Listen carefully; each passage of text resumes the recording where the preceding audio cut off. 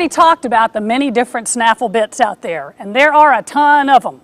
But regardless of those many differences, you as a rider are going to use your reins the same way.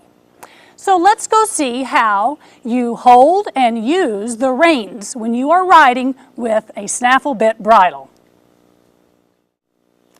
Okay, so we now have Dana up on her horse. We have adjusted her stirrups properly, and I am going to now teach her how to hold her reins in two hands with a snaffle bit. So first of all, when Dana got up, she had all of her reins in her left hand, and she still does. Dana, show me how you think you would pick up your reins if you had to use both hands. Perfect. That is exactly what I hope Dana would do. This is what most children do when they go to pick up their reins. I call it the wheelbarrow approach, where they come underneath the rein and they scoop it up. Exactly what we don't want to do, Dana. So how about if I teach you the right way? What I ask my riders to do is take their rein when they're first starting, drop the rein down on their neck. Notice that we have a buckle. That means that's the center of our rein. We drop it down on the wither, and then I ask the rider to take both of their hands and reach over the top of their rein and grab it on each side of the buckle. Once the rider has gotten the rein, she's gone over the top, she is going to slide her hands all the way down to the braid on each side of the rein.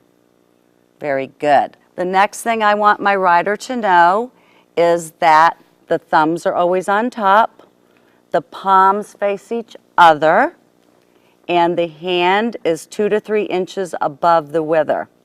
What's all this? This extra part of the rein right here? That is called the bite of the rein. What does bite rhyme with, left or right? Right. It rhymes with right. So therefore, the bite always hangs to the right. We tuck it down, nice and neat. So the bite is now off to the right, and that's a much neater presentation.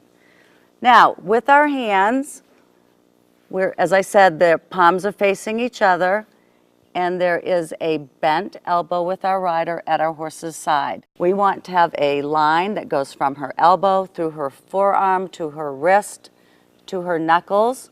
We do not want to have a broken line. I call that a broken line when the wrist comes in. It does not allow her elbow to get past her body when she starts to learn to steer. To have that happen, when I tell my riders thumbs on top, palms face each other, then I have them turn the tops in just a little bit.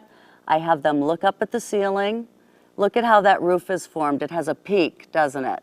The same thing with our hands. It turns in so that we have an angle. That allows our wrist to stay soft and our hand be able to move back and forth. The other thing we need to do before we learn to ride and go forward is how to shorten our reins. How do you think you'd shorten your reins, Dana? Perfect. She is such a good student. Exactly what we do not want to do.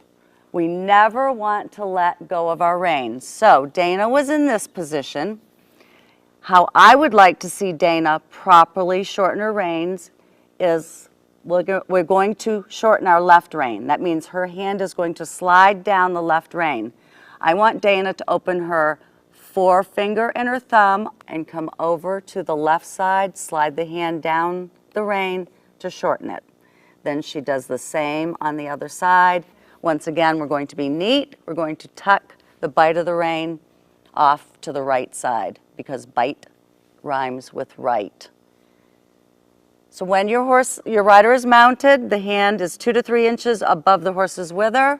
The elbows are comfortably at the rider's side. You have your rein coming from your snaffle bit directly to the rider's hand. We have learned now how to hold our reins properly, and next, Dana will be ready to ride.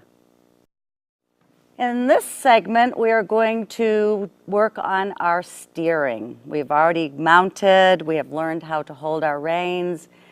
Dana is now ready to ride, so she needs to learn how to steer her horse. I want you to think about steering your horse as you would think about riding a bicycle. Your hands are in front of you. If you want to turn to the right, you pull your hand to the right to go right. If you want to go left, you pull your hand to the left. The same concept applies in steering your horse. Other than, I'm going to add in one thing, and I think we should all think about this when we're riding our bikes. You need to look where you're going. Don't stare at your bike. Don't stare at your horse. Our eye contact is through our horse's ears, and our eyes will be a guide. If your eyes go right, because you're going to turn right, your hands will usually follow your eyes. So, Dana, what we're going to do is ask Lone Star, first of all, to move forward. To get her to move forward, we release with our hands. In other words, we let them go forward. We squeeze with both legs, and we're going to ask her to walk in a straight line right over in front of us. So hands forward, both legs, squeeze until she goes. Good. I'm going to walk straight in that direction. And to make her turn right, I want you to pull your rein to the right, and I want you to look right. Good. Sitting up nice and straight and tall.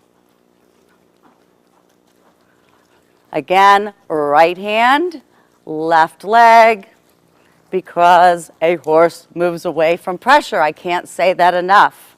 And right hand, left leg, sitting up tall. Now we're going to make a left turn. Dana pulls her rein left, and the horse turns left. Hands are together to walk forward. Left again for another left turn, and bring Lone Star right back to me. Ask her to stop gently, hold, then your hands go forward.